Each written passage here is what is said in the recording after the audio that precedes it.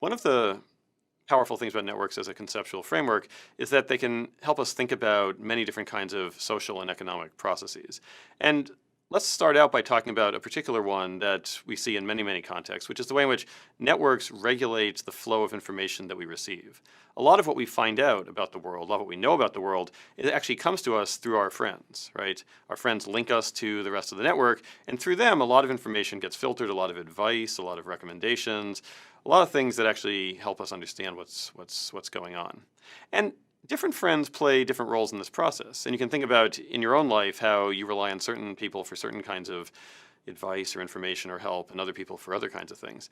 And that's something that we'd like to explore more deeply and to think about the different people who we're connected to and the different roles that they play. To set this up and to motivate it, let's actually start with a concrete story that is really going to turn out to illustrate this theme very nicely. It's a story about a sociologist named Mark Granovetter, who early in his career was studying how people found jobs. And jobs are one of those things that we often learn about through friends, and therefore one of those things where the social network often plays a very important role.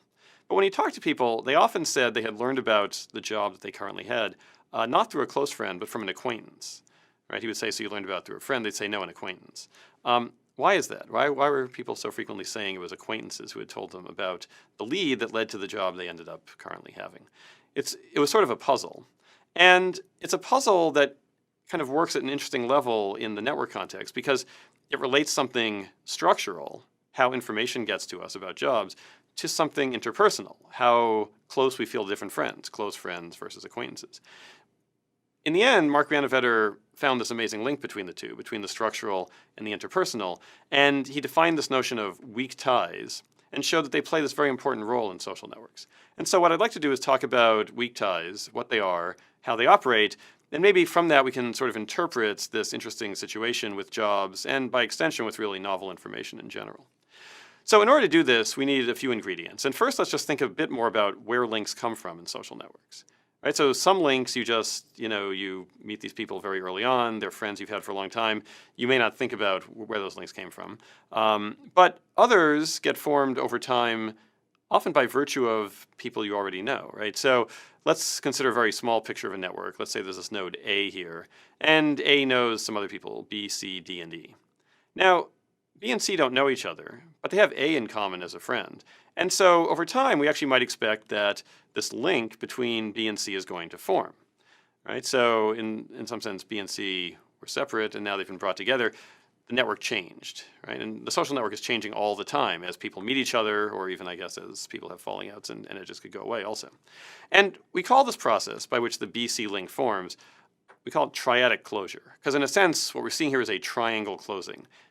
AB and AC were two pieces of the triangle, and this BC link completes the triangle. And the principle of triadic closure in social networks is that if B and C have a friend in common, then there's an increased chance that a link will form between them. Now, that's a slightly informal statement, but it's a statement about relative tendencies, right? Edges form more when there are friends in common. Triadic closure is one of these empirical phenomena that gets observed a lot. It's very, very robust. And in part, that's because there are several reasons why triadic closure operates, right? Why is the BC edge more likely to form? Well, for one reason, B and C have an increased opportunity to meet each other because they have A as this common reference point. Similarly, A actually, in some contexts, has an incentive to bring B and C together, right? Because A may want his or her friends to know each other and may want to introduce them to each other. And then that, in the end, also closes the triangle. And a third one is actually that if we know that B and C are both friends with A, then we know that at some level they're kind of similar. They may live in similar places, they may have similar interests. And so even if they never actually realized that they both knew A, there are all sorts of reasons why that link might be more likely to form, simply because we know B and C are more similar.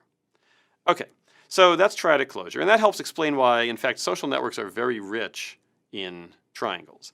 They tend to, if you look at a picture of a social network, you tend to see lots and lots of triangles, 3 mutual friends. And often that has formed through some kind of triadic closure.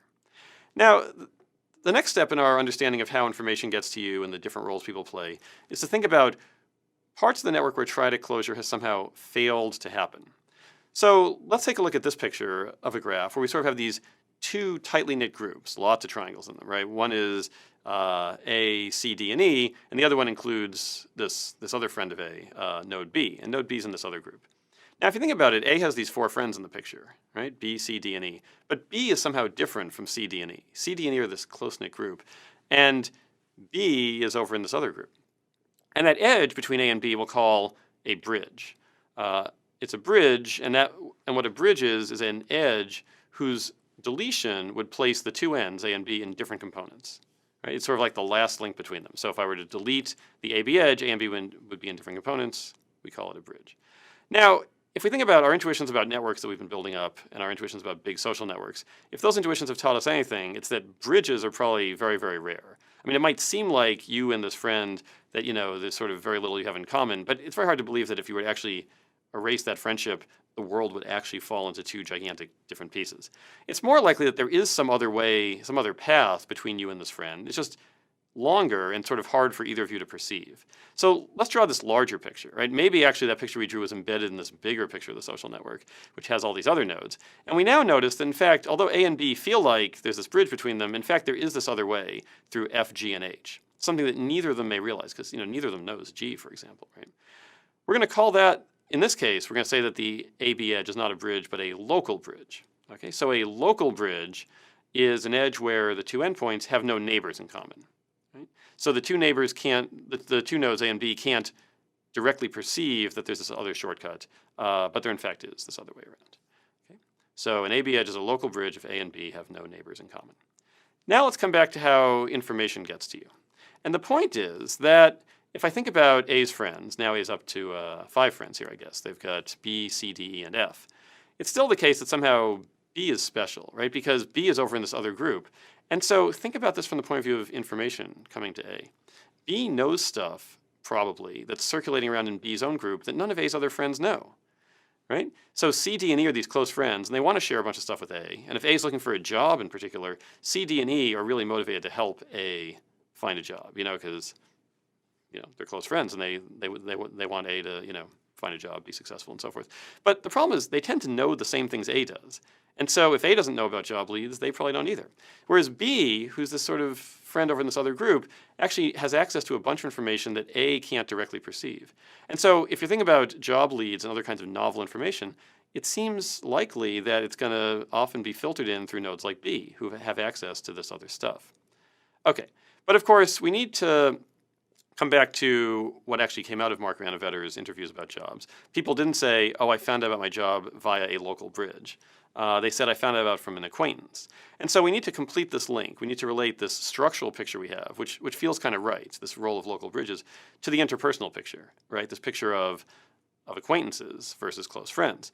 And so if we're going to do that, we're going to need a notion of distinguishing edges into close friends versus acquaintances, something we haven't done so far. And then we're going to need to understand how triadic closure operates when we're in this richer world of close friends versus acquaintances. And once we've done that, we'll actually see that we have all the ingredients we need to actually resolve this puzzle and to understand why it's often your distant acquaintances who are providing you with this novel information.